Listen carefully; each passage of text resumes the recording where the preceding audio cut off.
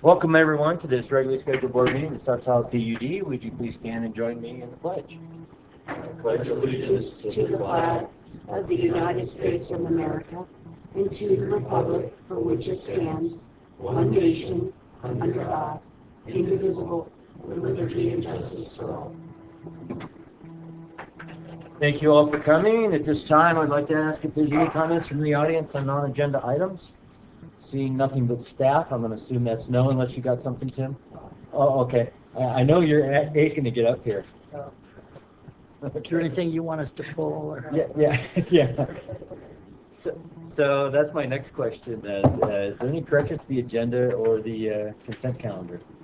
Anything we want to pull up out of that? Let me look.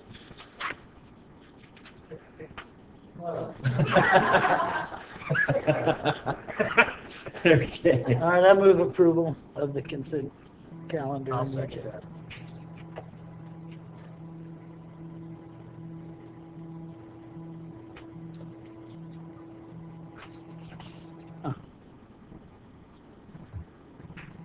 Not cooperating. I must not have enough grease on my. This isn't working. Yeah, he's got you got Malfunction. the fingers stuck, You isn't can't it? breathe easy yet. Try that save button again. Yeah, it's not going. I don't have enough grease on my finger today, maybe. I'd say 3 for charm. Yeah, it's frozen. Okay, well, there's 3. That's enough. Don't need 4. You don't need that. Wait, would you vote yes? Yes, I will. Tried. I just love this new system. Is it fun? It's so much fun. Just unplug it. That's what I do. Yeah. Okay. Yeah. There we go. That passed it 5-0. This has got a weird color though. 5-0. Thanks. My vote doesn't count as much. It did. Okay, Chris, what's up with the emergency deal? Can we end it today? I wish we could, but unfortunately, I'm going to have to ask for a continuance. Oh. Yes, it didn't work. We received an email from Reed Electric last Monday, and he had ordered a rebuild kit for it, which came, but it sounds like it's coming from Europe or somewhere far away. Sweden, probably. It's Sorry? Flight. Flight is manufactured in Sweden. That's probably where it's Yeah. coming from. So Reed ordered a rebuild kit for it, started putting it back together, and he noticed that there's a retainer that holds the mechanical seal, which is the seal that separates the oil from the production of the pump. That was not in there, so he called and inquired about it, and long story short, they ordered another one to be sent over, and that's what we're waiting for. Reed Electric believes that's why the pump failed in the first place, is when you order a rebuild kit, whoever rebuilt it last time just put it all together, not realizing that this retainer was an important piece. So we're going to have to ask for a continuance, and hopefully by next board meeting we'll have the part in and we'll be able to close it out. One thing I would like to say is I know you had mentioned before about coming up with emergencies and stuff, and we're trying to cure that problem to where we don't have to come up in front of you for emergencies. But from what I'm learning with these pumps, they're not just on the shelf anymore. Like I said before, they have to basically build them from scratch. And to tell you the truth, it scares me. If we'd have lost another pump at Tahoe or something, we could be in big trouble. So we're doing everything we can to make sure that we have a backup, or we don't have to keep coming to you as emergencies. So I just wanted you guys to know that. I think that's why we as a board all were behind you on getting a backup pump to have on the shelf. And we appreciate it immensely, just because of the fact that every time you work on a pump or you order a pump, you're talking a minimum of at least a month or month and a half. That's too long. It is. And at certain stations, that could come back to haunt us. So we are doing our best, and we're looking into a lot of different scenarios. Big 5 assessment engineering is doing. So we're doing everything we can. But like I said, unfortunately, I'm here to ask for a continuance of the emergency. We need to vote on that. We need a motion. You want to do that, Dwayne? All right. let's see. I move that we continue the emergency action to repair El Tahoe sewer pump number 2 pursuant to resolution number 3075-17, depending on the status of the repair work. I'll second that.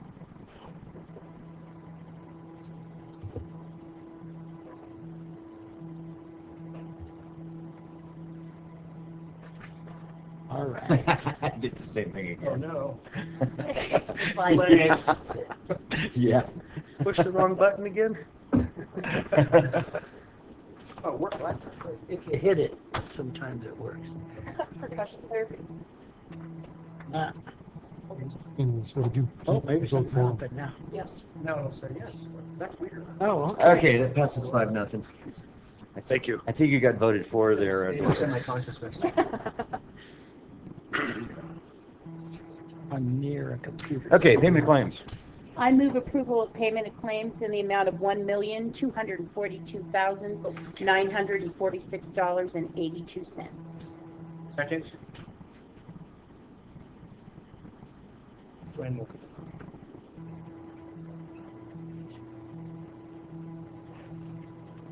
Marlon, I'm waiting on Jim, and you're still counting. He- No, vote for Dwayne.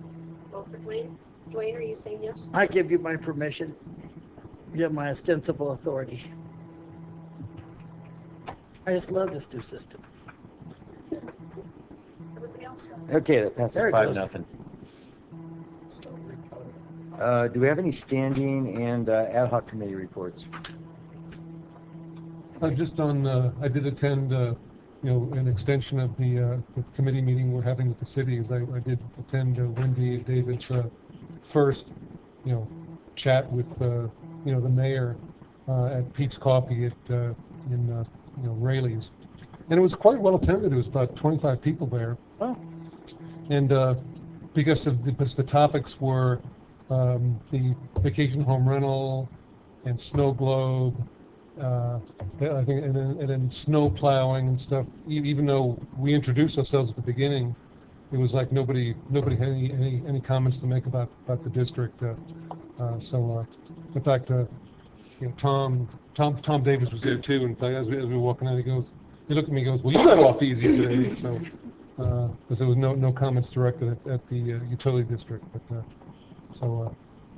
but I think it was well worth it. I think everybody had the feeling I had is everybody had a good feeling about the fact that they were at least able to express, in a lot of cases, their displeasure at what the council was doing on those topics, and the noise from snow globe and things like that. And they were. I think they had a feeling at least they got heard.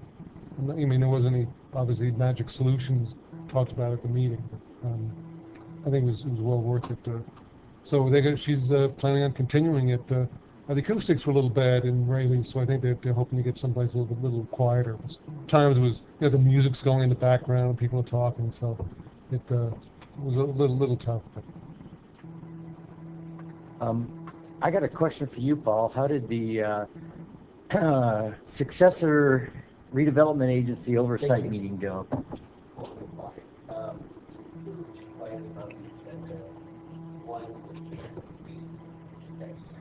The ROPS. Yeah. But then also we had agenda item basically approved a permanent ongoing schedule of payments so that these semi-annual payments were approved a lot more have occurred. But it said it potentially could eliminate all future oversight.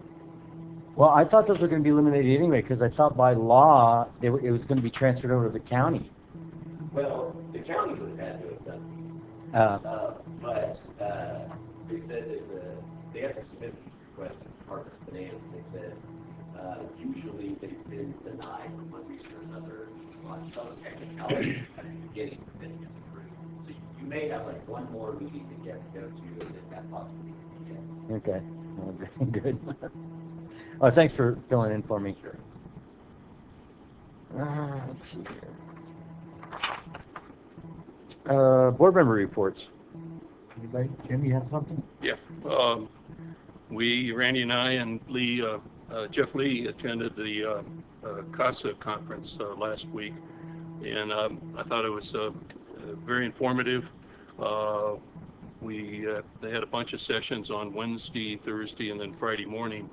The one Wednesday was a CSMRA workshop, and nobody threw anything at us, or Richard, as far as, understanding we were looking to get out of CSMRA or May. So, but I mean, nobody mentioned it, but it was very informative. There were several sessions on the liability risk management. One had to do with contractors. That was kind of interesting, that we're liable for some things that contractors could do on a job, say on site. Even though they're not our employees, we could be liable for what they do. And there's some ways of putting that, some conditions into the contracts that kind of help. And there's certain standards that they have to meet, national standards, and there's some, depending on the number of accidents they've had and time loss. If they don't qualify, it's interesting that they can then hire, they wouldn't be a responsive bidder, and they can qualify by hiring a safety specialist, and I thought that was interesting. They went through that process. There was also several sessions on cyber security and workforce development and training programs, and I thought those were kind of interesting. The next day, the general session was Dr. Sedlak.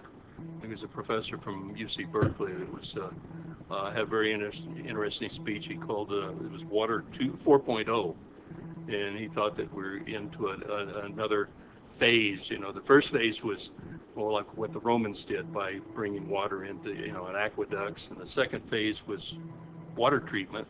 Third phase was wastewater treatment, and now he thinks we're in a phase where we're importing of water and reuse and stormwater management and desalination, things like that, or to improve the quality and quantity of water. So one water. That's the concept of one. The new phrase, one water. One water, yeah. That's stormwater, they kept using wastewater, that a lot. recycled water. Yeah. Yeah. And then he got into the future of where he thought things were going, and especially for the big cities that are going to have to do more recycling and so forth. There was also a manager from the Santa Rosa Water that talked about how they were responded to their fires that they had down there, and they had a lot of problems that things that some of the stuff he was talking about kind of reminded us of the problems we've had at Tahoe. They had water mains, 8-inch water mains that were broken by the fire, and just like the 254 leaks that we had from homes that burned, and they had problems we didn't have, though. They had backflow contamination that they didn't know where it's coming from. They still don't know where it's coming from. Wow. So he was interesting, and one of the comments he made, he said, be ready to throw away any emergency plans that you have. You're going to have to adapt, because emergencies are emergencies. You don't always know what's going to happen.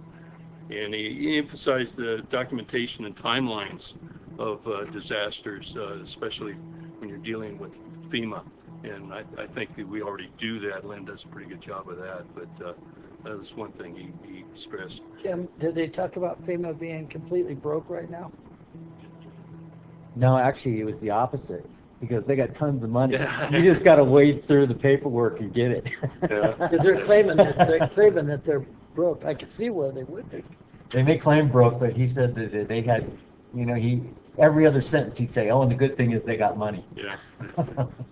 But you just got to It's just a printing press. Huh? Yeah, exactly. know how to respond to them. Maybe and that's get it. the paperwork that they need. There were other sessions on SCADA, the new systems in SCADA, and they were talking about how you want to have universal symbols and simplify the systems, because most of the problems are people problems, that are mistakes that are made, that the computers usually are pretty good. It's when somebody pushes the wrong button. Kind of like in Hawaii. Like the guy who did in Hawaii, yeah.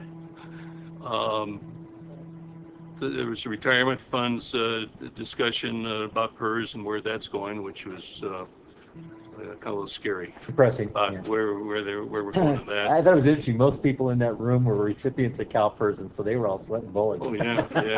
Yeah, it won't affect us as much, but especially the ones that have been there long term and have a lot of people retiring on the old systems.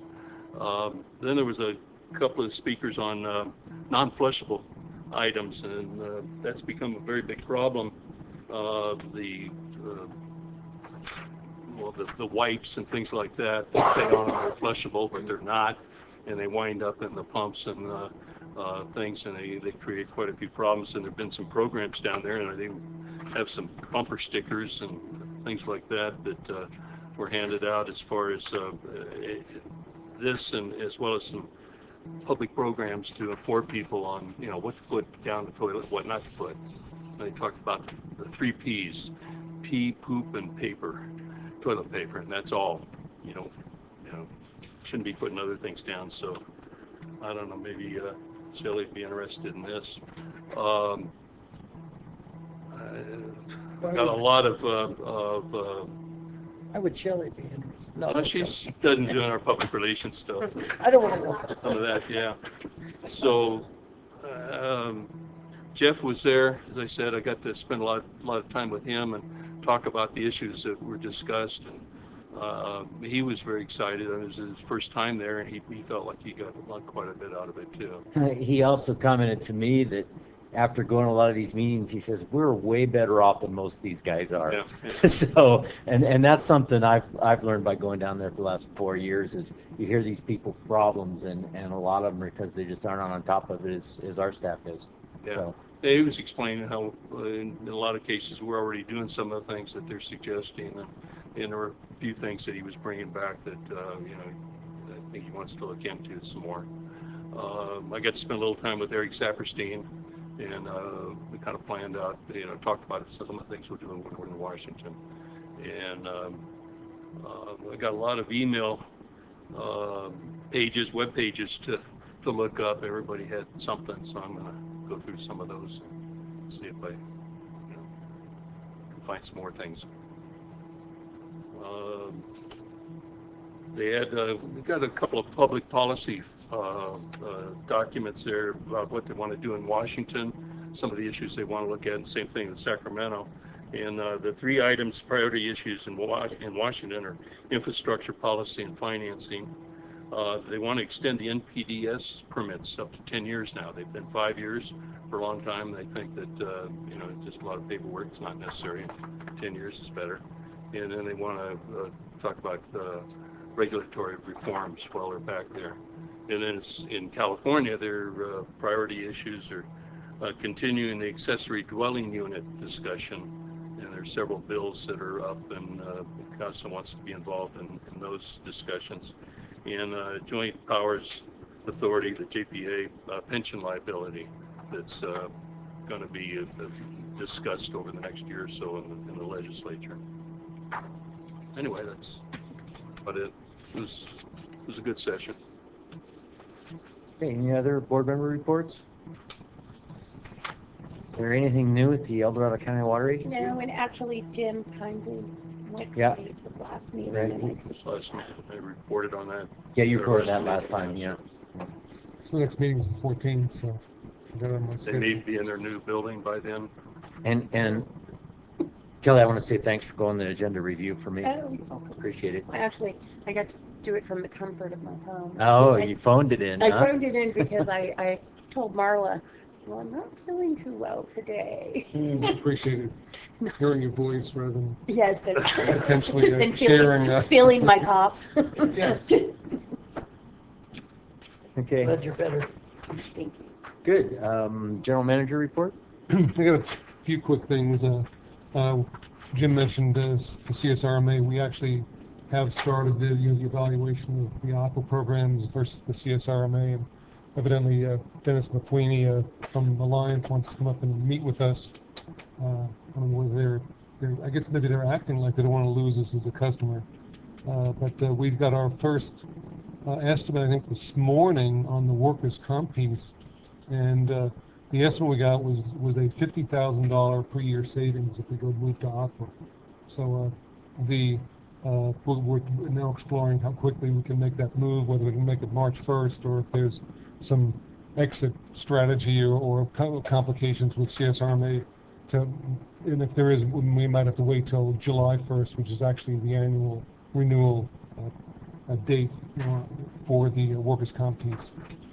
And then next thing is we started our salary survey work with Ralph Anderson and Associates. We had an initial meeting, but we had another meeting over the phone where he's currently working on developing a list of comparable agencies for us to use to look for comparable positions to conduct our salary survey.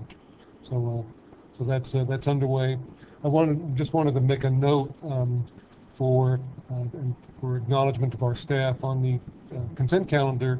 One of the items was a big credit change order on the meters project of almost $600,000. That's as a result of the work our staff did with coordinating between the contractor, who's, I think most people would think is a difficult contractor to work with, and our staff. And when there was problems with meters, problems with valves, old lines, our staff was out there and on top of it. And as a result, a lot of the contingency categories that were in that contract as part of the base bid, virtually hardly were used at all on that project. I think on the plus side was just a couple $1,000s worth of change orders on a, in essence, a $500,000 project, or $2 million project. So just hats off to our good job our staff did at coordinating things. So I know most of them who were responsible got up and left after the consent calendar, but anyway, that's a tribute to their hard work.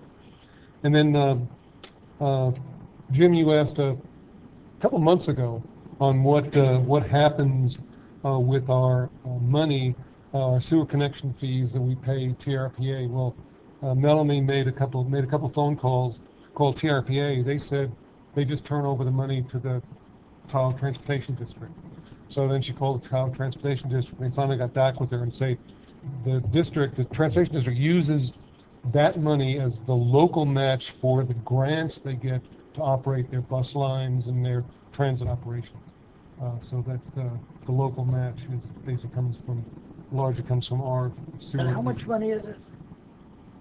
It depends on the. Yeah, it's 5% of our. 5% of the fees we collect on the sewer side for new connections. And Debbie was here, she'd probably tell you off the top of her head. I don't know what that exact figure is. But it's zero. That's going to be for perpetuity. I guess we can't get out of it, or there's no. Well, just drop the sewer fees. Well, basically it was when we did a kind of a master plan, an environmental document for future connections to our sewer system. We did that back in 2006 or something like that. And it was supposed to be a 10-year plan, and then we actually had started budgeting to redo the plan, and nobody was saying anything, and so we just basically kind of acknowledged and told people we would just continue with the couple mitigation programs, which is the no connection fees for recreation for county or city-run projects, and the 5% fee on new connections on the sewer side, 5% of the sewer connection fee given to TRPA for transportation mitigation. And everybody seems very happy to just continue along with that. We had hundreds of thousands of dollars budgeted to do a redo of that plan, and it seems like nobody's showing any interest in us doing it. And so if you wanted to try to get out from under those things, I think we'd probably have to do another kind of master planning document, an environmental document. And there might not be any guarantees that it would go away at that point. Exactly. And so it seems to me that we should just let sleeping dogs lie, as they say, and just continue the fee. I know John was involved in the document. That's why we're kind of looking at each other. Yeah. Yeah, I remember working on that, and I remembered more about the recreation fee than I did the sewer fees. So it probably would go away if we did it. A lot of money. $500,000 in REIS. And with our luck, it'd probably go up. Yeah. Well, that's what I was going to say. I mean, when you look at the cost of a study, it would take a significant reduction in those fees to pay for itself over time. So It At the wouldn't. time, we were very pleased that we got away with what we got away with. We suggested it to them and they bought it. That's the way we felt at the time. And remember, Should've had We a couldn't- sunset. We couldn't believe they Sunset. went for it. It's what we thought at the time. over the last couple of years, our sewer connections fees have been reduced by 50%. So that means they are receiving 50% lower fees, which means they would probably be seeking a larger percentage of the collections. Yeah. Leave it alone. So anyway, that's the answer to that question.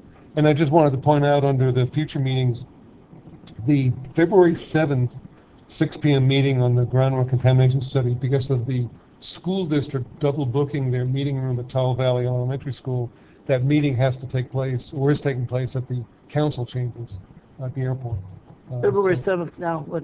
February 7th, it's the same time, same date, but the location's just changed from what we have in under future meetings on our agenda.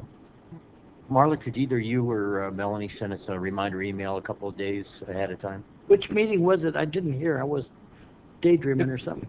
It's we have a state grant from the State Water Resource Control Board. Oh, to yeah. Feasibility study on the PCE Yeah, contamination. Lukens is going to be there, and Okay. The Tahoe Keys. Keys and What, Lamont. what time in the morning? That's a Wednesday. It's isn't it? And evening. it's the evening meeting, 6 Oh. o'clock. 6 p.m. Is this actually something the city has put together?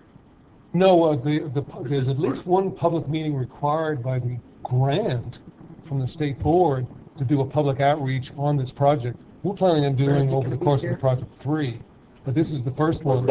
And the city wanted to do whatever they could to help us put pressure on the Lahontan Water Board to get after Lake Tahoe Laundry Works. And so they were very happy to host it. They're actually going to film it, live stream it, they're going to put it on their website, and they were talking about asking some kind of Lahontan staff some loaded questions at the meeting in terms of, why isn't the pursuit of the responsible parties going faster, and what's happening. We're still all sitting around waiting for their reissuance of the work plan that Lake Tahoe Laundry Works had submitted. They're very happy to do this, and a number of them were planning on coming to the meeting. They've instructed Jason Burke, their stormwater staff person, to serve on the technical advisory committee that's required by the state grant, and so they're being quite supportive and helpful. I've known about it, or at least Lahontan has known about it for close to 40 years, but most of the people who are there weren't there 30 and 40 years ago, so they, I don't know. It still is moving at a glacial pace in terms of what the investigation. The PC hit the ground in the 1970s, and we still don't have a delineation of the exact extent of the plume. And we've let the city know in our meetings, even though I missed the last one, I apologize, that Lahontan can really give retribution if you corner them and they think they know that it was you. So Yes. They figure if we all go together and ask questions together, that maybe there's strength in numbers. So their staff, and we were told by the staff person assigned to the project that Patty Koimogen, the Chief Executive Officer, was going to be in attendance at the meeting, which is good, because I think if the staff just comes and they're asked what the schedule is, they're going to go, we made our recommendation to our senior management and now we're waiting for the direction. So the fact that senior management says they're going to be there is a good thing. Because that's what we hear, is that's where the holdup is. So, okay, that's I know Chris has something. I don't know if anybody else on the staff has something. Hi again. I'd like to give you guys an update on your meetings that you have with the city. it's working, and it's working very well. When you guys meet and discuss different issues between both places, things are coming together quite well as far as our relationship with the city working together. We've had a couple issues over the last year, one of them being that Heavenly Valley trailer park that flooded last year and caused us to have a sewer spill. Today, actually, well, let me back up. I've been contacted by Ray Jarvis, Jason Berg, and everybody's willing to see what we can do to work together to solve problems. Today was one big one that we were out there attempting to solve. Just a brief overview. All the water comes off of the mountain on Pioneer Trail, comes down and hits a street called Woodbine, comes around to a court, and there's a culvert that goes underneath that trailer park at Blackwood and Pioneer Trail. And it is not the city's culvert. Everything comes to it, but inside the trailer park is private. So that culvert was a big headache for us. That thing clogged up last year, which constituted people pulling off sewer caps on their laterals, trying to get rid of the water. And since you guys have been having these meetings and Richard brings up some of our issues, they're willing to help address whatever it may be. So today we went out there and we worked with the city. They brought their camel out there, hydroed the culverts outside of the trailer park. We went inside of the trailer park a little bit, but actually the culvert in the trailer park, there was a speed bump in the back that we noticed, but when we really started looking, it was the culvert just pushing up the asphalt that they're driving over. Wow. But we worked hand in hand with them today to help clear out part of it. We used our TV camera because they don't have one, and tried to TV the line. We got a little bit, but it's a corrugated pipe, so the camera doesn't do real good. It's a rough ride. Yeah, but we were out there making an attempt, both places working together. So we just like to let you guys know that what you're doing is working very well. Well, Chris, just to let you know, we didn't even bring up that trailer park and that culvert till the very last meeting 2 weeks ago. Oh, really? So that's how quick, and they hadn't heard anything about this, and Richard, we showed him an aerial shot of it and what it was, everything, and so kudos to Nancy Carey, because she got her staff on it right away. Yes, and kudos to you guys. I'm not quite sure who attends the meetings.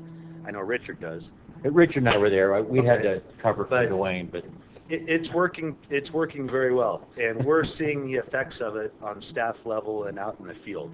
So Found the culvert. another problem that we had was over at Fountain Shop. Oh, yeah. we discussed that at the last meeting also. I got a call right away, Yeah. and basically what's happening there. Do you stock that with trout? Yeah, we were getting ready to.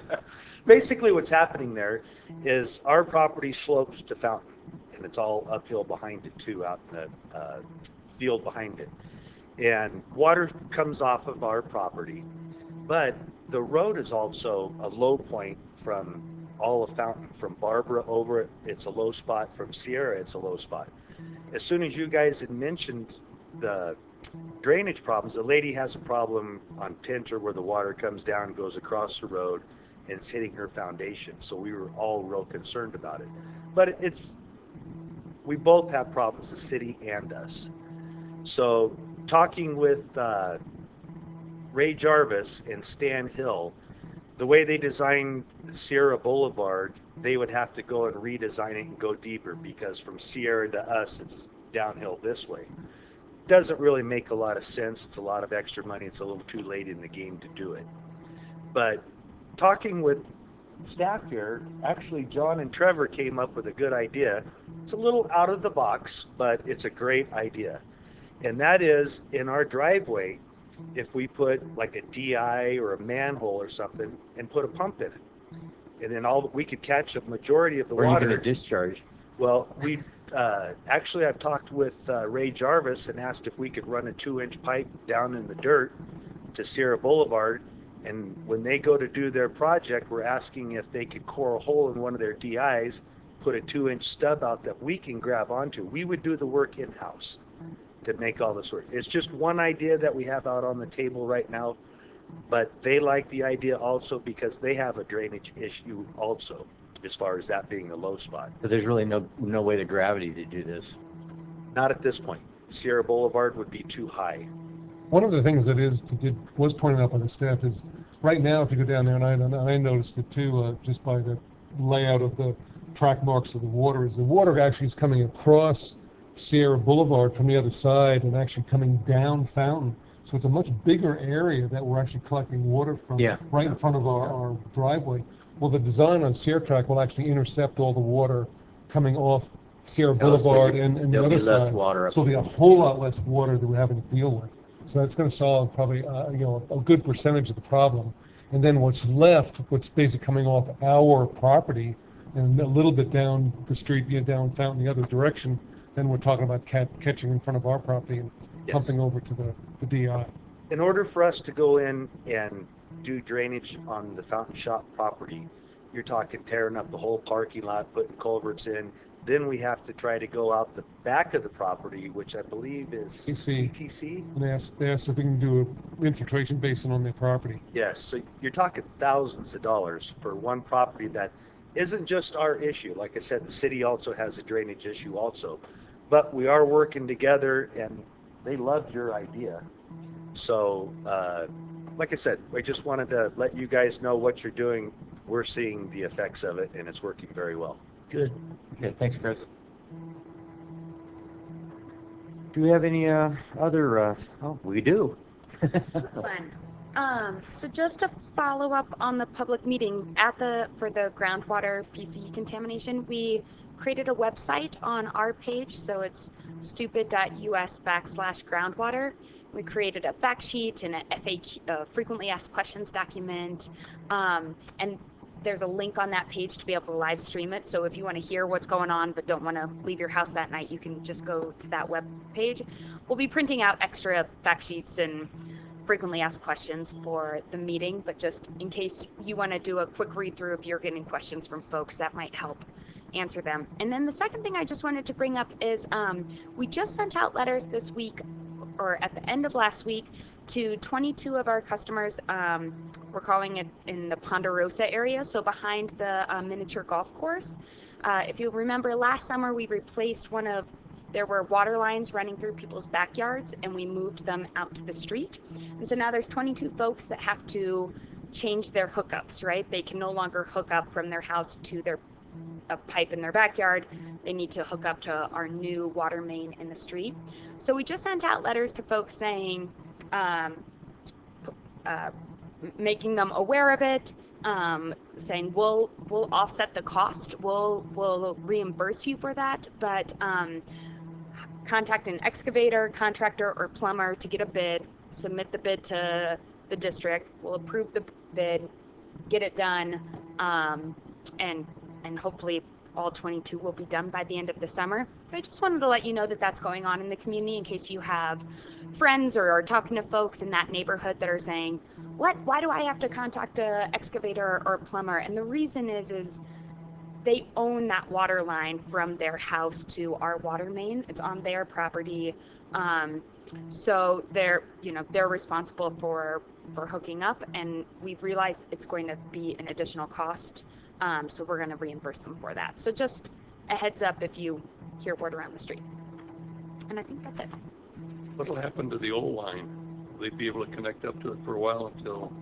We said, in the letter that we sent out, we said, please do this by September 1st. So this season, this building season. The line at that but we are always willing to work with our customers, right? The goal is to have them do it this season so that we can disconnect that old line, but we can't do that until everyone's hooked in. Do you know, John or Richard, what our timeline is for Making those final amendments? Yeah. I think it probably depends on how soon people get their services transferred, but right. I would say next fall, as soon as possible. Yeah, right. Fall. Our goal is as soon as possible, but we can't do it until all 22 folks are hooked in. So just a heads up in case you hear word around town. Okay, thanks. All right, Gary, you got anything for us? Just real quick,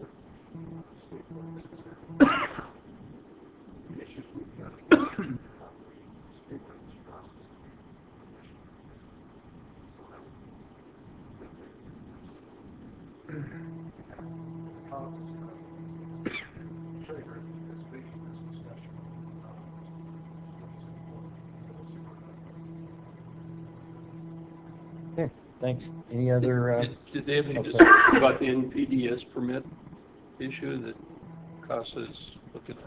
Or is this just something they're want to look at this next year?